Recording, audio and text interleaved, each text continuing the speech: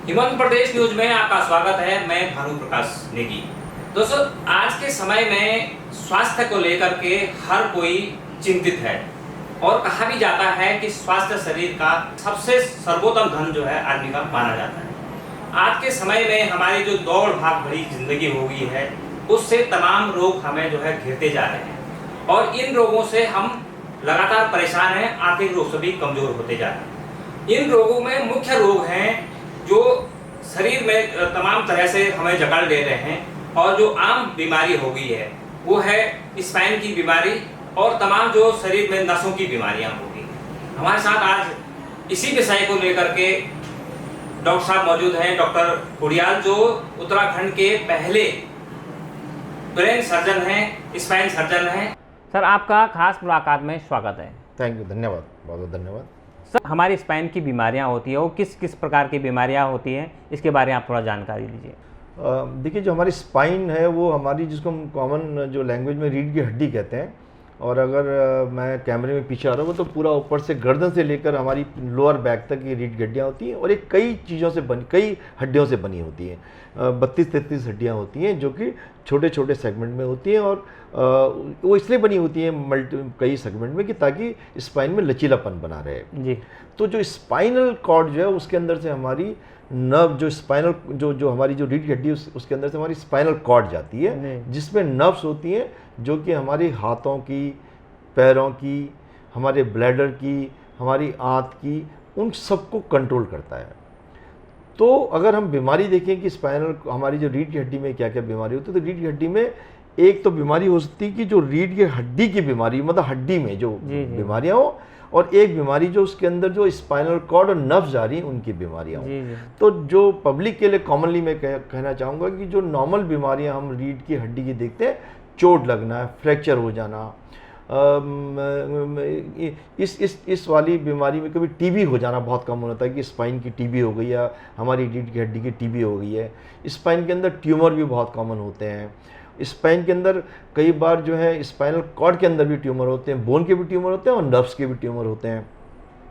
साथ में अगर हम देखा जाए तो जो ये तो चीज़ें हैं जो कि थोड़ा अनयूजुअल हैं, टीबी भी है चाहे ट्यूमर भी, लेकिन जो बहुत कॉमनली आपने सुना होगा कि हमारी जो रीढ़ की हड्डी में हमारे जो स्पाइनल कॉर्ड की जो बीमारियां होती हैं या हमारी जो जो हमारी जो हम उसको कहते हैं वर्टिब्रल कॉलम की है, आपने बहुत कॉमनली सुना होगा कि लोग कहते हैं कि डॉक्टर साहब मुझे स्पॉन्डिलाइटिस हो गया है या डॉक्टर साहब मुझे शियाटिका हो गया है। तो वो बहुत इंपॉर्टेंट चीज़ है। तो मैं थोड़ा बहुत संक्षिप्त में बताना चाहूँगा कि स्पॉन्डिलाइटिस क्या चीज़ है। बहुत कॉमन है। हम जब मरीजों को, कई बार मरीज हमारे पास आते हैं तो हमसे पूछते हैं कि तुम्हें क्या तकलीफ है, तो तकलीफ बताने की जगह बताते हैं डॉक्टर साहब मुझे सर्वाइकल स्पॉन्डिलाइटिस है, जबकि उनको ये पता नहीं कि क्या चीज़ सर्वाइकल स्पॉन्डिलाइटिस होती है। तो मैं बता दूं कि स्पॉन्डिलाइटिस बेसिकली एक जॉइंट की बीमारी है। जहाँ जहाँ जॉइंट होगा वहाँ वहाँ आर्थराइटिस हो सकती है। जैसे आपने सुना होगा कि घुटने की आर्थराइटिस हो जाती है, किसी हमारे घुटना हमारा जो है उसमें ऑस्टियो आर्थराइटिस हो गई है। तो कुछ आर्थराइटिस ऐसी स्पाइन के अंदर भी होती हैं और ये सब ज़्यादा कॉमन है, हर इंसान को अपने लाइफ टाइम में कभी ना कभी होगी। कुछ आर्थराइटिस ऐसी होती हैं जिसको हम कहते हैं सिंड्रोमिक आर्थराइटिस, जैसे आपने सुना रिमोटाइड आर्थराइटिस होती है, एनक्लोजिंग स्पॉन्डिलाइटिस होती है, गाउट में गाउटी आर्थराइटिस होती है, और कुछ होती है डिजेनरेटिव। सबसे कॉमन कौन सी होती है? डिजेनरेटिव। डिजेनरेटिव मतलब ageing of the spine. Spine की उम्र हो रही है, जैसे हम लोग बूढ़े होते हैं वैसे हमारा स्पाइन भी बूढ़ा होता रहता है, उनके जॉइंट भी मोटे हो जाते हैं, वो घिसने लगते हैं, उनके अंदर इफ्यूजन पानी आ जाता है। तो स्पॉन्डिलाइटिस बेसिकली क्या है, हम इसको अगर कॉमन लोगों की जो जनरल पब्लिक के शब्दों में कहें तो ये हम कहेंगे कि हमारी एजिंग स्पाइन की हो रही है और wear and tear of spine है, wear and tear of the spine है। और जब ये एजिंग होती है, जब स्पॉन्डिलाइटिस होती है, तो अपने क्योंकि इसके अंदर लिगामेंट्स होते हैं, उनके अंदर नर्व्स होती हैं, उन पर प्रेशर डालता है, तो उसकी वजह से पेन पैदा होता है जी। और उस पेन को लेकर मरीज हमारे पास आता है कि साहब मेरी गर्दन में दर्द हो गया या मेरी कमर में दर्द हो गया। तो ये तो हो गया स्पॉन्डिलाइटिस। और स्पॉन्डिलाइटिस की वजह से गर्दन का दर्द, बीच की कमर का दर्द या लोअर कमर का दर्द, आपने बहुत कॉमनली सुना होगा कि कमर का दर्द होता है। तो बैकएक का कारण एक तो स्पॉन्डिलाइटिस है जो कमर दर्द का है, और साथ साथ में और भी बहुत सारे उसके कारण होते हैं। तो ये बेसिकली जो मैंने जो बहुत संक्षिप्त में बताया कि ये बीमारियां हैं जो कि हमारे स्पाइनल कॉर्ड को इफेक्ट कर सकते हैं। सर, आम तौर पर देखा जाता है कि लोगों को पता नहीं होता है कि ये जो है बीमारी किस तरह से हो गई है और उसमें जो है एहतियात भी नहीं बरते जाते हैं। तो इस बीमारी को शुरुआती दौर में अगर कम करें या ख़त्म करना चाहें, या किस तरह से होता है ये सब? जो कॉमन जो बेसिकली क्या होता है, मैंने आपको बताया कि हम अपने स्पाइन का कैसे यूज़ करते हैं इस पर डिपेंड करता है। अगर हम हमारा वजन बहुत ज़्यादा बड़ा होगा, हमारा पेट बहुत निकला होगा, हम एक्सरसाइज नहीं कर रहे होंगे, हम अपनी डाइट प्रॉपर नहीं रखेंगे, अगर हम कैल्शियम ज़्यादा नहीं ले रहे हैं, अगर हम धूप में रह के अपना विटामिन डी नहीं बढ़ा रहे हैं, तो डेफिनेटली हमारा स्पाइन वीक हो जाता है। जब हमारा स्पाइन वीक हो जाता है, आपने देखो एक लंबी सी एक लाइन होती है, जब वीक हो जाएगा तो हिलने लगेगा ये। जी। तो हमारा जो नेचर उसके लिए हमारे को प्रोटेक्ट करने के लिए क्या करता है कि वो एक्स्ट्रा बोन बनाने लग जाता है, बना देता है, ताकि हमारे स्पाइन जो है अनस्टेबल ना रहे। और जब वो एक्स्ट्रा बोन बनती है तो हमारी नर्व्स पे अपने को कंप्रेशन करती है। तो कमर जब दर्द होता है तो वो बेसिकली 3-4 कारण से हो सकता है। एक तो आप पेशेंट को स्लिप डिस्क हो गई है। देखिए स्लिप डिस्क क्या होता है कि 2 हड्डियां हमारी, एक हड्डी ऐसे मैंने ऊपर से बताया 32-33 हड्डियां होती है गर्दन से, आप पीछे देख सकते हैं पूरे। ये जो बीच का जो पार्ट होता है बोन नहीं होता, ये कार्टिलेजियस होता है, बहुत ही जैसे फोम टाइप का होता है, ताकि इसके ऊपर आप फ्लेक्स आप मुड़ सकें, आगे उठ सकें, आप कूद सकें। तो जब अगर आप कूदेंगे तो इसके ऊपर बोन का जो वेट है इसके ऊपर नहीं जाएगा। तो क्या होता है कि टूट फूट बढ़ जाती है इससे। लेकिन जब क्या होता है बहुत ज़्यादा बहुत आदमी को अगर अनयूजुअल ऐसे बैठा हुआ 24 घंटे तो इस पर स्ट्रेन आएगा। जब इस पर स्ट्रेन आएगा तो ये यहाँ से स्लिप करके ये नस को दबाने लग जाती है। तो कॉमन लैंग्वेज में मैं अगर कहूँ तो स्लिप डिस्क बेसिकली जो एक नॉर्मल डिस्क होती है, 2 वर्टिब्रल बॉडी, 2 हड्डियों के बीच की जो एक पैड होता है, जब ये खिसक के नर्व को दबाने लग जाता है तो वो नर्व कंप्रेशन के लक्षण पैदा करता है। और वही जब हमारे कमर में दबती है और एक पैर में अगर दर्द जाने लग जाता है तो उसको हम शियाटिका कहते हैं कॉमन लैंग्वेज में। अधिकतर मरीजों में एक पैर में जाता है, लेकिन कुछ मरीजों में दोनों पैरों में जा सकता है। तो sciatica, slip disc, lumbar spondylitis, ये एक ही सिंड्रोम, एक ही बीमारी के डिफरेंट तरह से कहे जाने वाले नाम हैं।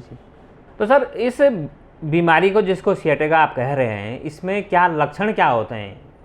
देखो भानु जी, जैसे मैंने बताया कि लक्षण तो दर्द मेन जो सिम्टम जो लक्षण जो मेन जो होता है, जो अधिकतर लोगों में मिलता है, वो होता है दर्द। और वो दर्द मरीज को पहले कमर में शुरू होता है, कुछ लोगों को वो कमर के साथ साथ में पैर में भी जाने लगता है। तो जब ये पैर में जाता है तब इसको शियाटिका सिंड्रोम कहते हैं कि शियाटिका हो गया। तो कमर का दर्द, पैर का दर्द, पैर में दर्द के साथ में झंझनाहट हो सकती है। और ये दर्द कई बार इतना खतरनाक होता है कि मरीज कहता है कि ये तो मुझे आप जहर दे दीजिए या मेरे को ऑपरेशन कर दीजिए या मेरी टांग काट दीजिए। ये दर्द कभी कभी इतना तेज भी हो सकता है।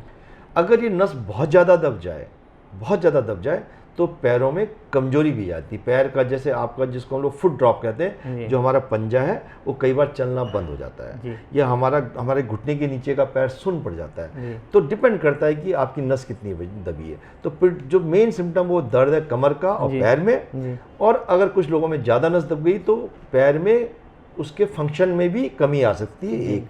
और अगर लोगों के अंदर बहुत ज़्यादा, अगर किसी मरीज के अंदर बहुत ज़्यादा नस दब गई है तो फिर उसमें पेशाब बंद हो जाता है। और जिसको कि अगर पेशाब बंद हो गया नस दबने की वजह से तो फिर हम उसको मेडिकल इमरजेंसी कहते हैं। और उस स्थिति में पेशेंट का ऑपरेशन इमीडिएटली होना चाहिए। तो दर्द से लेकर, पैर में कमजोरी आने से लेकर और पेशाब तक बंद हो जाने तक, ये 3 सिम्टम प्रिडोमिनेटली शियाटिका में होते हैं। सर इसमें जो अब मेन बात आती है वो आती है कि इस बीमारी को किस तरह से डायग्नोज किया जाए, किस तरह से जो है इसकी जांचें करनी चाहिए?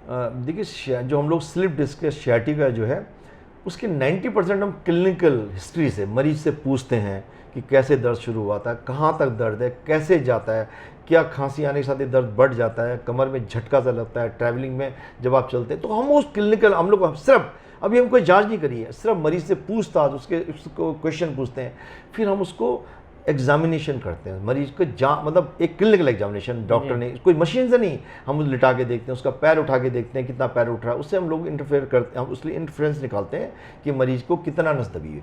तो एक तो होता है जिसको हम कहते हैं क्लिनिकल डायग्नोस। हम कोई भी न्यूरोलॉजिस्ट या न्यूरो का डॉक्टर होगा वो किसी भी मरीज को देख के 90% केसेज में वो डायग्नोसिस बना लेगा इसमें शियाटिका है इसको।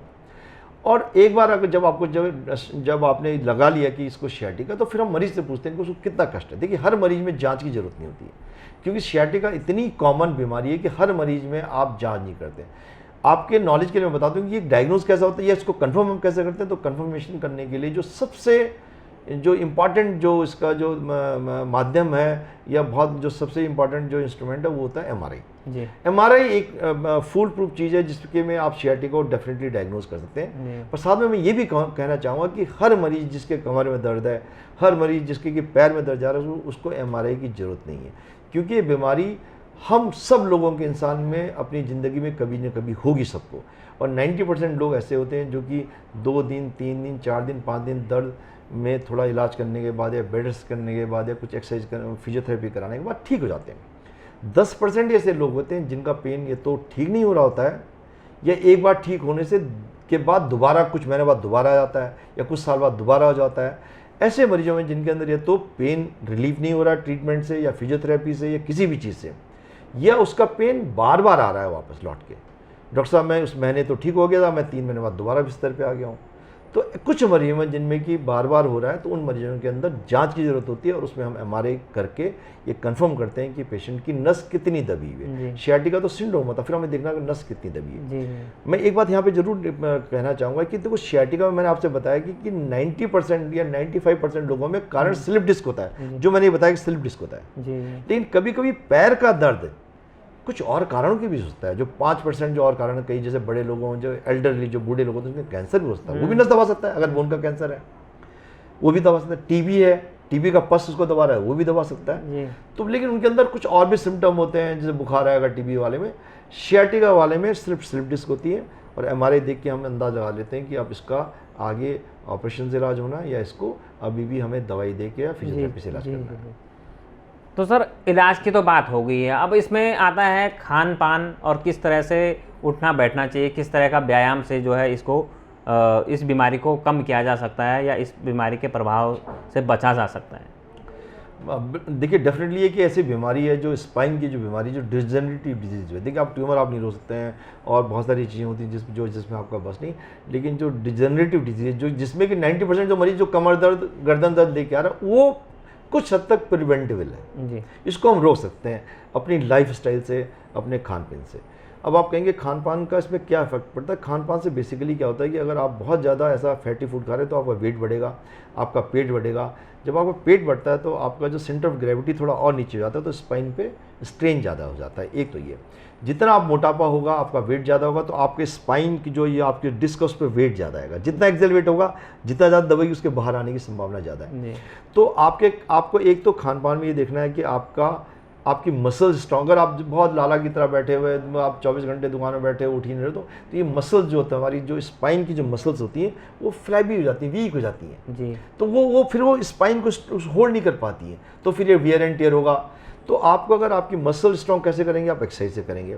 वेट आपका ज़्यादा नहीं होना चाहिए, पेट आपका निकलना नहीं चाहिए, आपका बैठने का पोस्चर स्ट्रेट होना चाहिए। आप ऐसे नहीं 24 घंटे बैठेंगे, तो आप स्ट्रेट बैठेंगे तो आपका स्पाइन का अलाइनमेंट ठीक रहेगा।